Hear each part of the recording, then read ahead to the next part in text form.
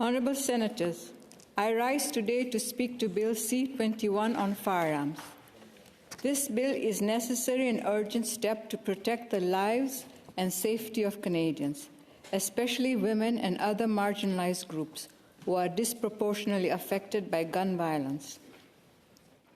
I would like to thank Senator Yusuf for sponsoring this bill and Senator Coyle, the ISG legislative lead, for her work on this bill.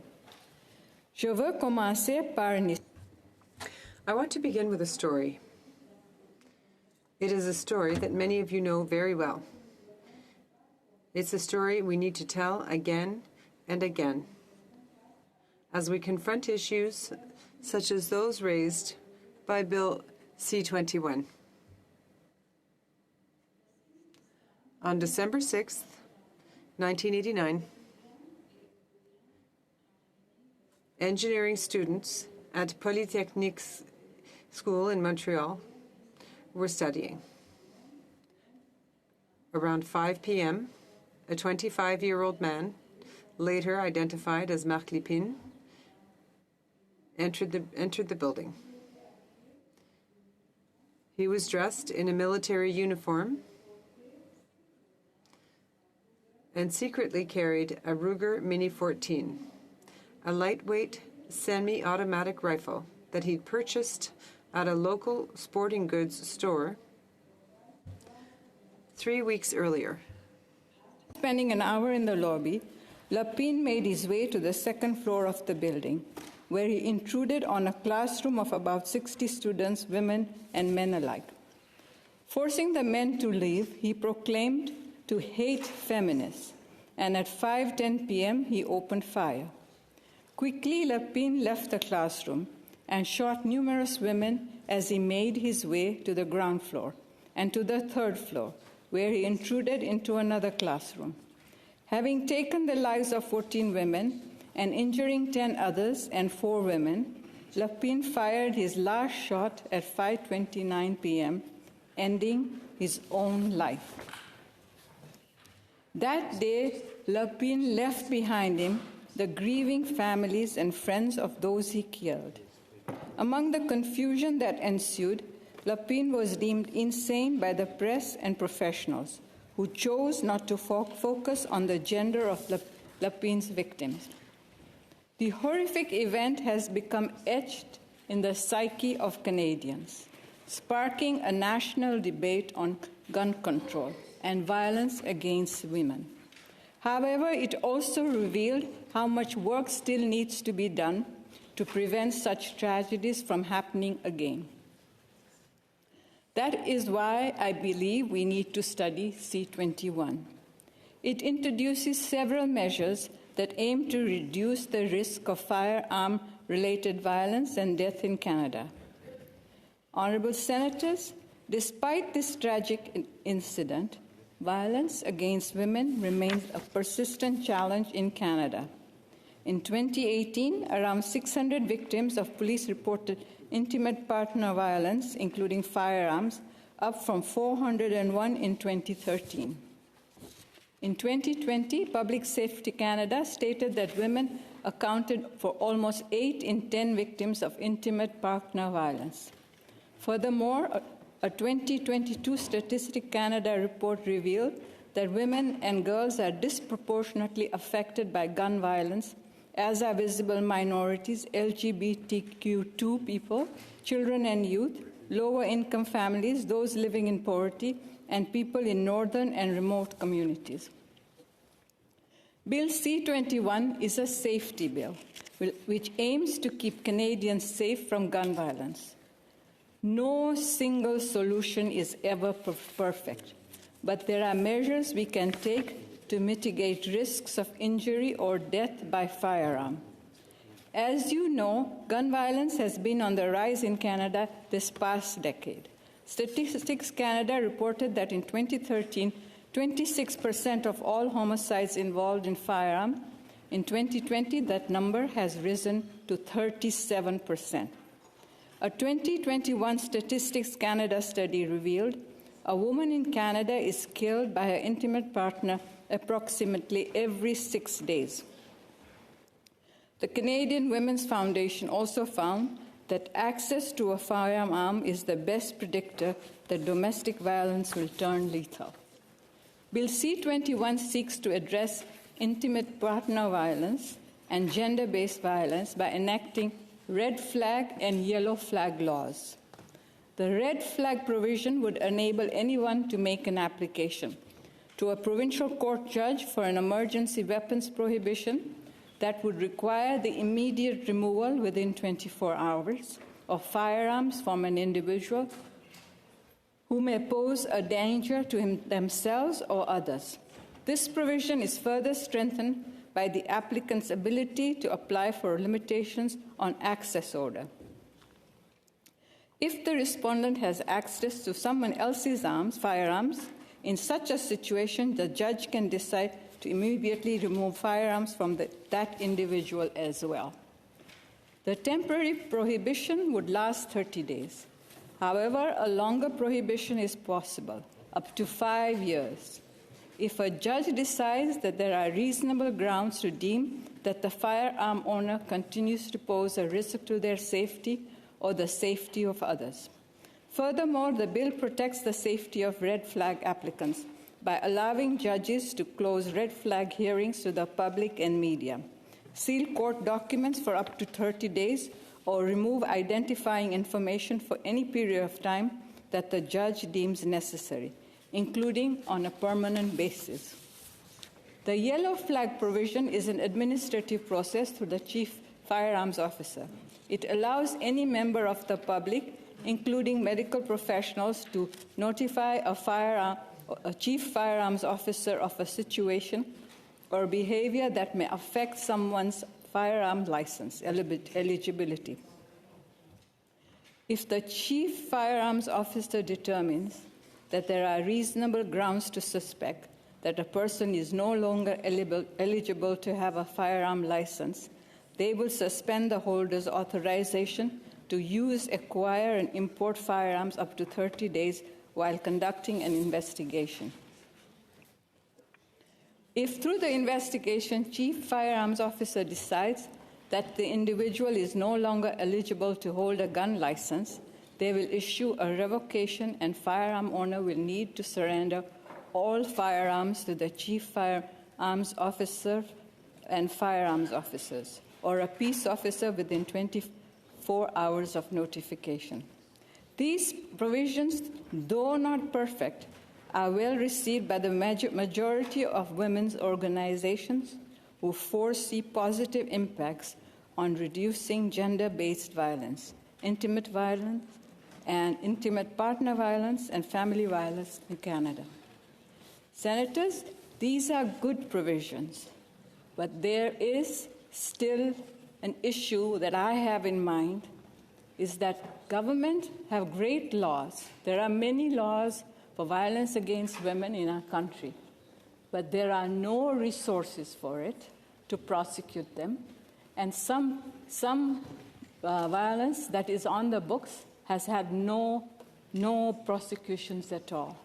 So I urge the committee that will be studying this bill to ask what resources will be provided, because otherwise the red flag, the yellow flag means nothing if the government is not willing to give resources. Honorable Senator, je crois. Honorable Senators, I believe everyone in this room agrees that gun violence is a real and urgent problem. Where some of us may differ, however, is in how to solve this problem. C-21 plans to enhance background checks and further expand the $250 million fund to address root causes and social determinants of gun crime, such as poverty, racism, mental illness, and gang involvement. This will help prevent crime before it happens and offer alternatives and opportunities for vulnerable youth. I ask the committee to study whether this money will really be applied to what it set out to and how it will be applied. Nevertheless, there have been sufficient amount of misinformation and disinformation spread about this bill, causing fear amongst firearm owners. However, I would be remiss if I did not speak to the valid criticism and weaknesses of the bill. I hope these issues will be comprehensively studied in committee. To start, there is widespread misconception that the main purpose of Bill C-21 is to target lawful firearm owners, including hunters, that it does not focus on criminal activity and gang members who tend to use illegal arms. Indeed, the Police de la Ville de Montréal claimed that 95% of handguns used in violent crimes come from black market and that there is a strong correlation between drug trade and firearms violence. This is something that needs to be studied at the committee stage. This leads to a second point, that Parliament should be addressing the US-Canada gun trafficking problem. Indeed, illegal guns often arrive in Canada by boat, train, or drones, which is why we should make more resources available that enable border service officers to patrol our borders between our official border crossings. Thirdly, some people argue that Bill C-21 will have negative impacts on the sport shooting and airsoft communities, which have nothing to do with this increase in crime. Finally, some maintain that our government should also invest more funding and resources in mental health, because some of our young people are being radicalized or are joining gangs for many different reasons. Honorable Senators, I believe these concerns should all be studied in committee, and I call on those who will study the bill to take these issues seriously. I will close this speech with another very sad incident that is very close to my heart and to my faith. I've had the possibility to go to the Quebec Mosque in Quebec City many, many times. From the second day this incident happened. The last time I visited this mosque was with the Human Rights Senate Committee, and I had the privilege of meeting Imam Boufelja Benardala of Quebec Mosque last summer, as we took part to the Standing Senate Committee on Human Rights Study on Islamophobia. He had a kind smile and an open mind. He welcomed us into the mosque where a nightmare had taken place for the congregation and held a service in our presence. On that day, the Imam took us to the main praying hall. Slowly, we were shown where his fellow members, his brothers in faith, were shot and killed in 2017 by Alexandre Bissonnette. We were told that 6 men had tried to cram themselves in a small opening in the wall to protect themselves from bullets. We were told that someone had died in the corner and someone else on the ground. These victims had families, wives, and children. And one man had not seen his mother for 6 years, and she had just come from Gabon. And when I first went there and saw that woman who just saw her son for 2 days before he was shot, I will never forget that. That was the deep and profound tension in the air. Fear, anger, and pain. Devastation mixed with a sense of dignity and even hope. During our visit to the mosque, a man stood up and asked a question. I still think about that question often. I have tried to answer it myself ever since. This man asked us, senators, how our visit would be any different from the previous ones, how our hands would be different than those he had shook last month. He asked us, may I have 5 minutes? I just have one page left. Thank you. He asked if our presence would lead to anything more than pretty pictures and speeches, if it would lead to any sort of action on the government's part. I don't know if he's listening. I don't know if he's following these hearings. But I know this isn't a perfect answer, but Bill C-21 is part of the answer. I would have liked to give him that answer at that time. Honorable Senators, Bill C-21 will not solve all our problems with gun violence. It will not heal the wounds or bring back the loved ones killed by firearms, but it is a step in the right direction. It is a tool that will help us reduce the risk of firearm-related violence and death in Canada. When the incident happened at the Polytechnic, I visited that Polytechnic as the president of the YWCA. And I will never forget how Mrs. Edwards, whose daughter had been killed, was very much trying to bring about changes in gun violence.